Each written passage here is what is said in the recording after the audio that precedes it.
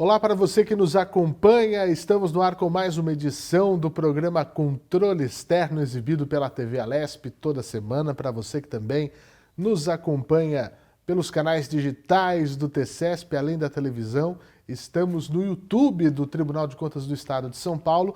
Nós temos aqui conteúdos novos quase todos os dias. A transmissão das sessões da Câmara, das câmaras primeira e segunda, também do Pleno ao vivo, além de lives, cursos, eventos, conteúdos jornalísticos, institucionais e muito mais. Obrigado pelo carinho da sua audiência, para você que nos acompanha há bastante tempo, esse programa já quase concluindo a sua segunda temporada, trazendo o que de fato o Tribunal de Contas do Estado de São Paulo realiza.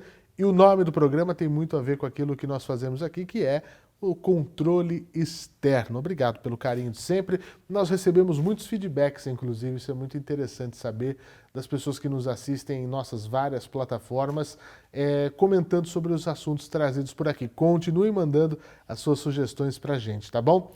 E o nosso programa também é exibido pela Rede TCESP em mais de 100 emissoras, TVs Câmaras do Estado de São Paulo e mais de 70 canais comunitários vinculados à ACESP, Associação dos Canais Comunitários do Estado de São Paulo. Obrigado pela liberdade de colocarmos esse conteúdo pedagógico, esse conteúdo informativo e instrucional para todo o Estado de São Paulo. E também estamos na podosfera mundial, para você que gosta de podcasts. O podcast TCESP tem todos esses conteúdos e você pode encontrar nos principais agregadores de podcasts que temos disponíveis no mercado.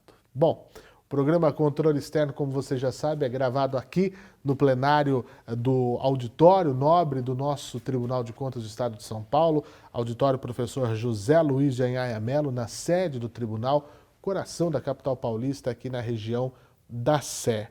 E o programa de hoje conta com uma participação muito especial. Nós estamos conversando com vários diretores de fiscalização aqui do nosso Tribunal de Contas e hoje o convidado é o Aloysio Genofre Bicudo, diretor da 8ª Diretoria de Fiscalização do nosso Tribunal de Contas. Aloysio, muito obrigado pela disponibilidade, em tirar um tempo da sua agenda para vir falar com a gente aqui hoje. Seja bem-vindo. Obrigado, eu que agradeço o convite, estou à disposição. Muito bem. Aloysio, antes de começarmos, eu vou apresentar você para o nosso público.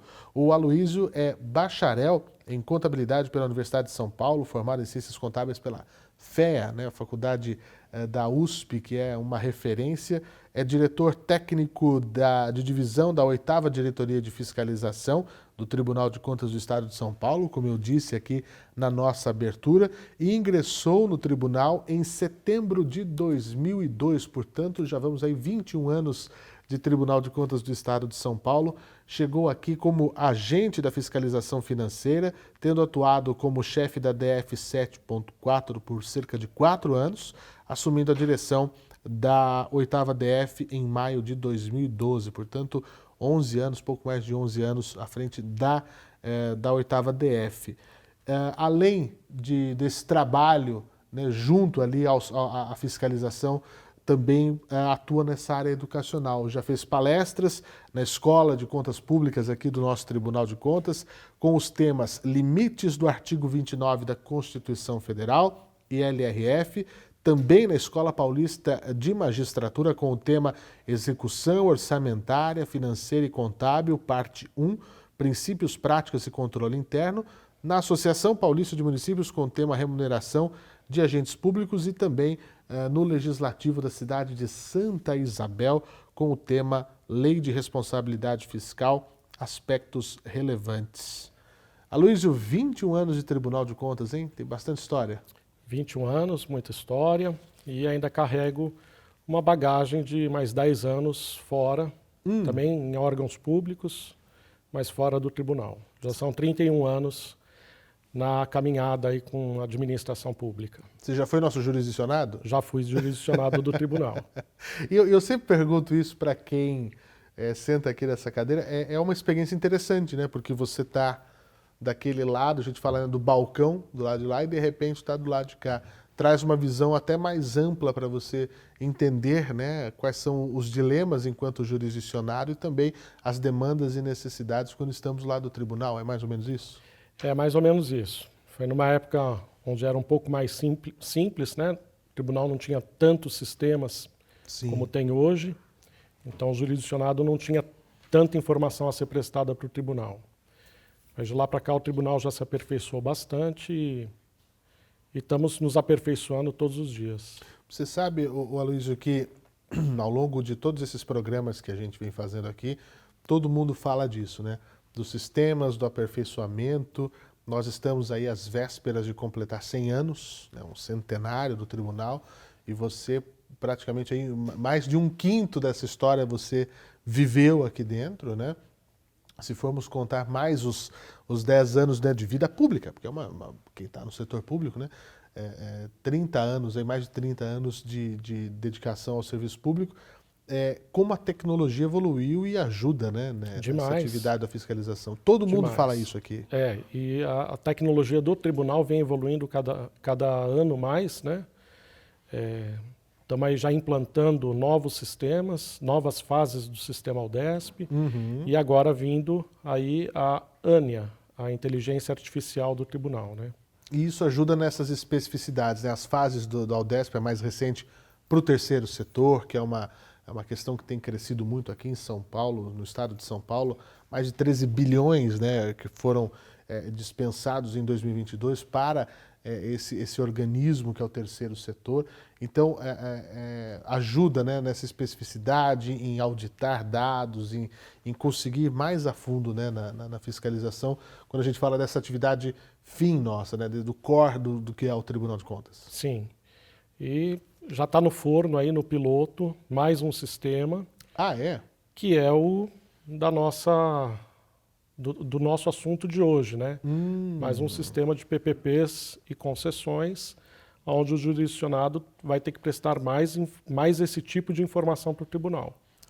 Hoje, já que nós vamos falar sobre isso, Aloysio, PPP, concessões, é um assunto que muito sai na mídia, né? Às vezes traz muita polêmica, que fala, o Estado está entregando tudo, é entreguista, o poder público não tem mais capacidade de gerir nada, daqui a pouco não vai ter mais nada, as empresas vão... E tem que ter muita cautela e muito jeito de entender, né? Nós vamos falar desse assunto, gente. PPPs, parcerias público-privadas, concessões. Mas antes de tudo, acho que tem uma pergunta inicial que eu queria te fazer, Aloysio, que é essa diferença, né? Em primeiro lugar, o que é uma privatização? Nós estamos ouvindo muito isso recentemente, aqui no estado de São Paulo, processos, no município de São Paulo, processos, em âmbito da União, também nessa situação. A diferença entre privatização e concessão. A diferença básica é, na privatização, o Estado está passando definitivamente um órgão público, né, uma estrutura de investimento para a iniciativa privada. Então ele está alienando, está desestatizando, está passando para a iniciativa privada. Na concessão, ele passa isso para a iniciativa privada, mas não em definitivo, é por um período longo, né, 20, 30 anos, mas ao final do contrato isso retorna para o poder público. Então o investimento que é feito, ele retorna para o poder público. A empresa concessionária, então ela vai investir ao longo do tempo, ela vai tirar o lucro dela e no final desse contrato, se não houver prorrogação, enfim, o Estado retoma e com as benfeitorias que foram feitas. Isso. O objeto da concessão, né, ele retorna para o Estado, para o município, para o órgão público, com todos os benefícios, com todos os investimentos que foram feitos ao longo de toda a vigência contratual. Na privatização, não. Na privatização, no momento que ele privatiza, vai para a iniciativa privada e é indefinitivo, não retorna mais para o Estado. A grosso modo, né, para dizer aqui, a privatização é como se fosse realmente a venda daquele ativo, né, ou é feito um leilão, é feito tem uma série de métodos e aquilo deixa de fato de pertencer, né, ao órgão público, deixa de ser público, vai passar a ser gerido. Isso aconteceu nas teles, né, para a gente lembrar de um passado não muito distante, né, aqui no Brasil, e aí outras empresas passam a gerir. Agora, as concessões, a gente vê muito, pelo menos aqui em São Paulo, a gente fala das rodovias, né? Sim. Nós temos, inclusive, um painel aqui no Tribunal de Contas, para quem quiser acessar o nosso site, tce.sp.gov.br. Nós temos muitas informações que, para o cidadão, né, Luiz, é muito importante. E um dos mais recentes painéis que disponibilizamos é esse, que é o de concessões rodoviárias. E aí as pessoas ficam nessa assim, mas poxa, como é que funciona isso? Como é que a gente vê essa diferenciação? Porque às vezes a gente vê que o governo do município, do estado, está fazendo uma PPP, uma parceria público-privada, e outra hora, está concessionando um lote de rodovias, um lote de ferrovias, enfim. Vamos falar de outra diferenciação também, entre concessão e PPP. A PPP, ela é uma concessão. Ah, também? Tá? A PPP também é uma concessão. Mas as concessões, elas começaram em 85. 85 é uma lei de 85. Na concessão, o Estado, o órgão público, né, Estado, município, ele repassa um serviço, repassa um bem público, um investimento para a iniciativa privada, e a iniciativa privada ela vai se remunerar através do pagamento de taxas, tarifas dos usuários. Então, os usuários, através do pagamento daquele serviço, que vai remunerar a concessionária, né? o privado. Uhum. Na PPP, não necessariamente. Essa remuneração ela pode ser tanto do pagamento de tarifas, né? O pagamento pela prestação de serviços, complementada ainda pelo Estado. Ou pode ser remunerada exclusivamente pelo Estado, né? Numa PPP, o órgão público ele concede o serviço para a iniciativa privada, mas ele que paga por toda essa prestação de serviço. Não tem uma tarifa paga pelo usuário. E por isso que as pessoas falam de pedágio, né? Na rodovia, no exemplo da rodovia, né? Isso. É a forma de pagar, é a forma que a concessionária tem de reverter o investimento que é feito no asfaltamento, na segurança da rodovia.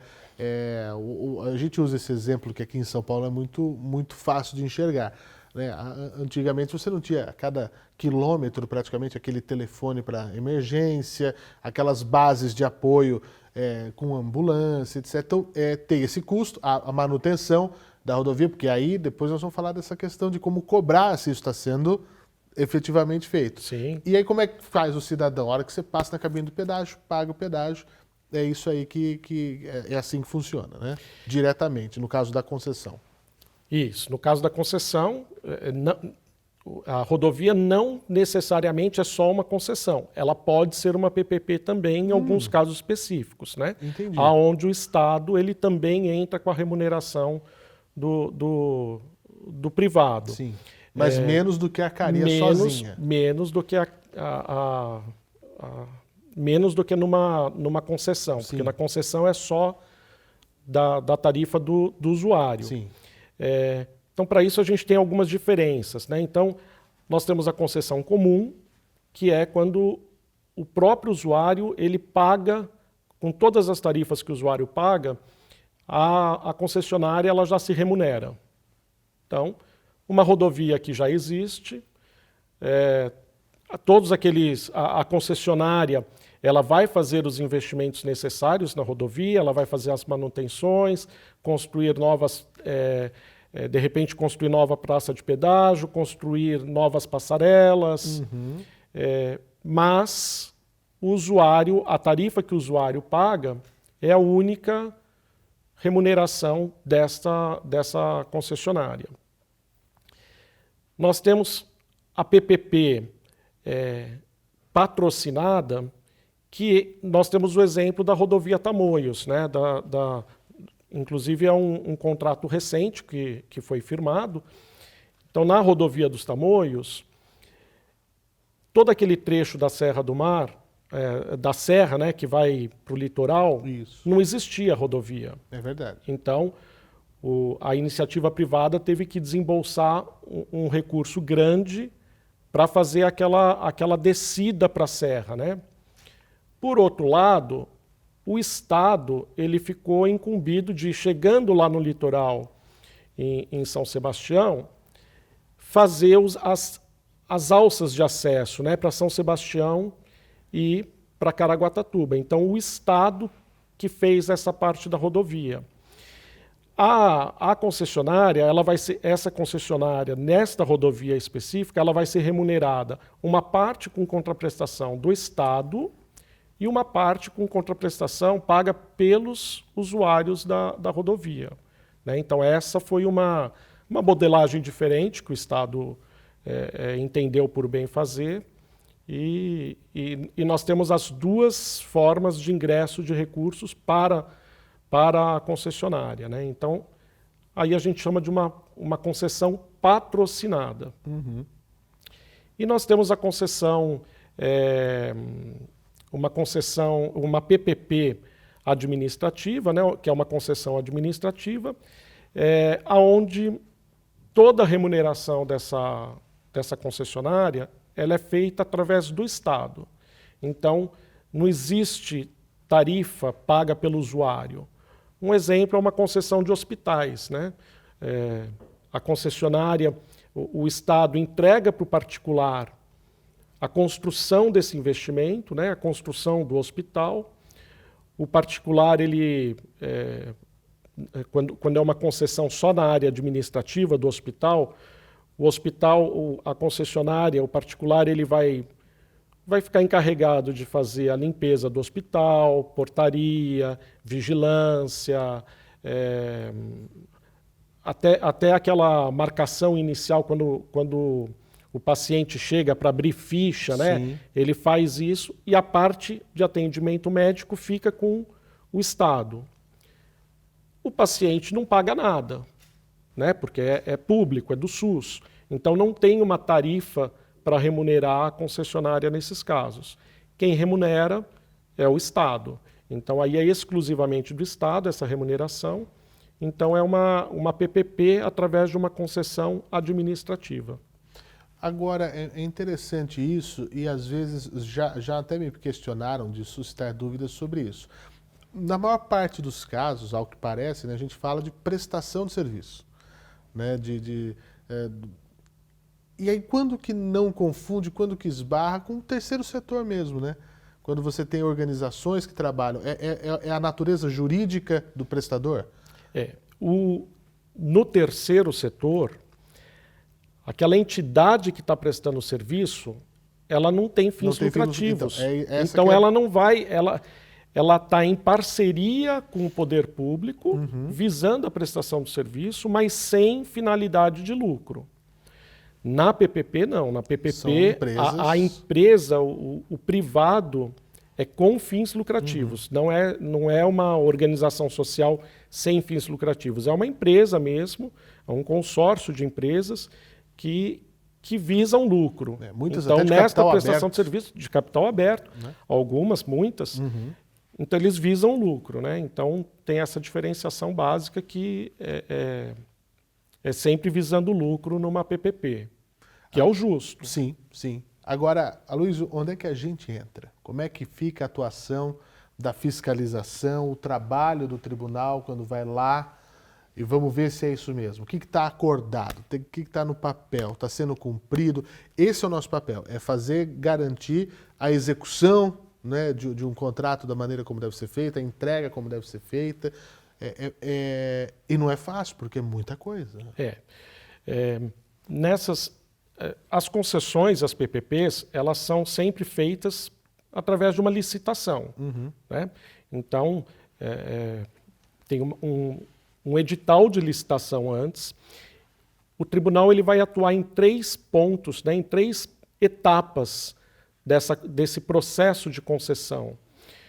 A primeira etapa é num exame prévio de edital de licitação. Aqui a gente tem que deixar bem claro uma situação para não se confundir.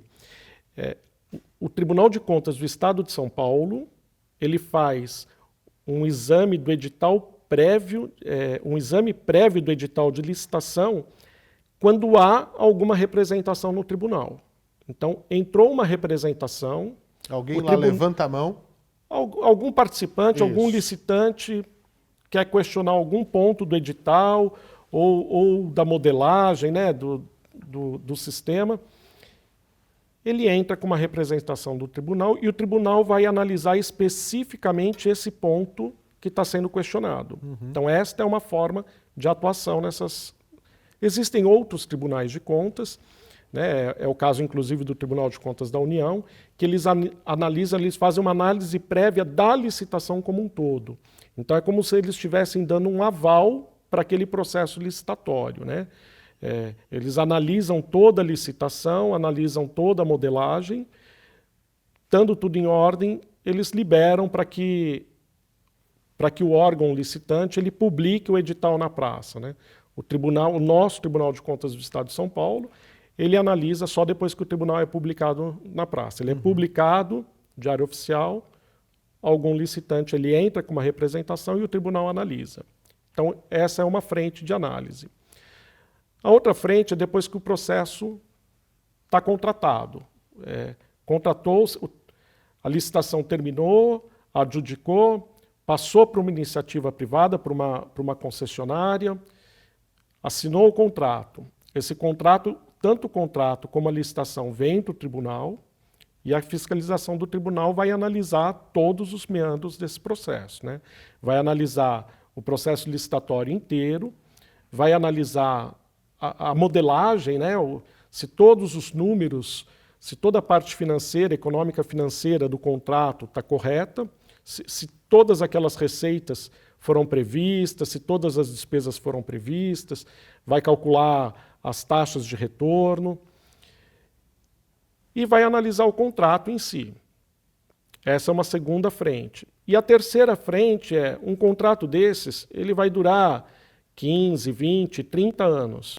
Então, anualmente, a gente sai em campo para fiscalizar se aquele investimento que estava previsto para aquele ano, se aquela ponte foi construída, se numa PPP de iluminação pública, se as luminárias foram trocadas, se o usuário está satisfeito, a gente vai fiscalizar, né, a satisfação do usuário, a qualidade do serviço que está sendo prestado, vai analisar se as receitas estão sendo contabilizadas de forma correta. Em alguns contratos que tenham agência reguladora, no Estado nós temos duas, né, a Artesp e a Arcesp. A Artesp é bem conhecida na parte dos contratos de pedágio, né? Ainda tem previsto que uma fatia daquela receita, né, 1,5%, 3%, retorna para a agência reguladora, que é justamente para ela se manter, para poder fiscalizar esses contratos. Então, a gente vai lá para ver também se essa receita está voltando para a agência reguladora, né? A gente fiscaliza toda a parte da execução contratual, se os investimentos foram feitos, toda essa parte. E a nova lei de licitações muda alguma coisa nesse setor? Muda? Não, na parte de licitações, na parte de concessões e PPPs, não, porque nós temos legislação específica próprias para concessões e para PPPs. Certo, então não tem essa influência da mudança da 8666 para 14133, não nesses quesitos específicos. Olha, infelizmente, o Aloysio, nosso tempo é muito curto. O programa ele já vai se encaminhando para o final. Eu queria te perguntar, então, qual que é a relevância desses modelos, né, de PPPs, esse modelo de concessão para o Estado? Realmente é uma capacidade que acaba trazendo de, olha, isso aqui nós vamos concessionar, isso aqui nós vamos fazer uma parceria público-privada. Por quê? Porque nós queremos dar mais atenção a isso aqui, sem tirar o olho para saber se a execução está sendo feita como deveria, se está sendo melhor para o cidadão, para o usuário. Como é que a gente vê, então, essa relevância, né, quando a gente pensa na sociedade, no Estado como um todo, para a máquina pública? Bom, primeiro que, assim, o caixa do Estado ele é limitado, né? Pois é. E essas concessões, as PPPs, geralmente, né, o que é muito característico nelas é a necessidade de um investimento inicial muito grande.